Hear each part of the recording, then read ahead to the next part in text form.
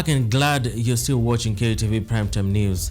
Now, the National Agricultural and Rural Inclusive Growth Projects, in partnership with Migori County, has launched a 76 million water project in Kuria East and Nyatike sub-counties. Elsewhere in Bomet County, the government, in conjunction with NHIF Bomet branch, launched a universal health care which is targeted to help more than 8,000 families together with their dependents. This and more stories in news making headlines in the counties, as Sharon Othiambo reports. The National Agricultural and Rural Inclusive Growth Projects, in partnership with Migori County, today launched a 76 million water project in Kuria East and Nyatike sub-counties.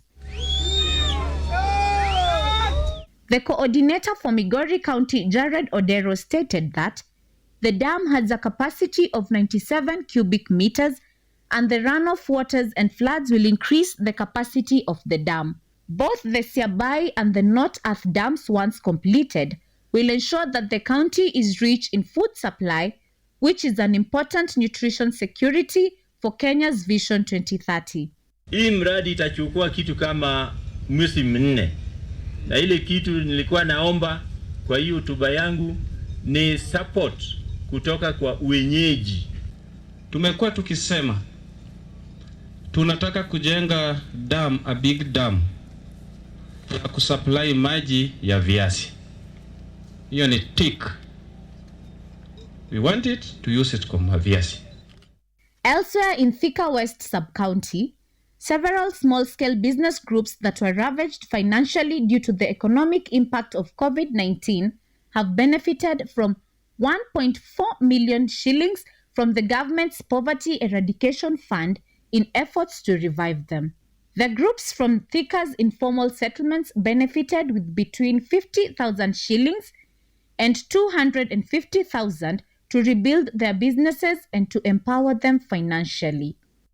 Tumekuwa tukipea groups pesa leo.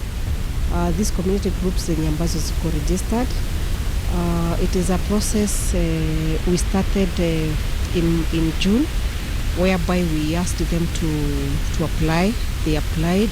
A total number of 21 groups applied for this fund, the Community Poverty Eradication Fund, ambayo wameweza leo ndio tulikuwa tunawapatia checks after vetting them.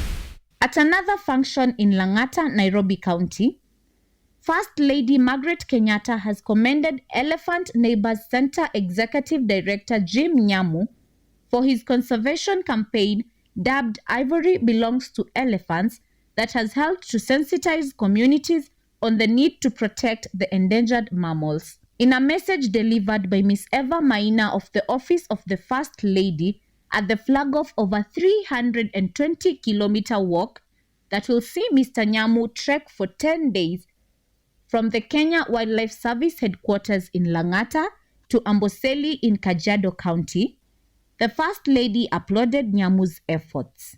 Tomorrow needs nature, and nature needs our wildlife, our gardeners, our ecosystem restorers. Why we conserve elephants, we are conserving elephants for posterity and even for us ourselves, because where we have elephants, we have green habitats where we get water.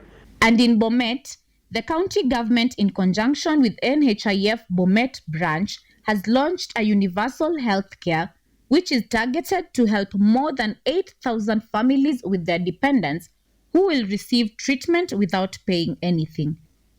According to Joseph Fambai, NHIF manager in Bomet, they will continue working together with Bomet County government to make sure the program benefits most of the residents. My administration is today rolling out Bomet Universal Health Coverage NHIF support program that will benefit 8,667 vulnerable families in Bomet County.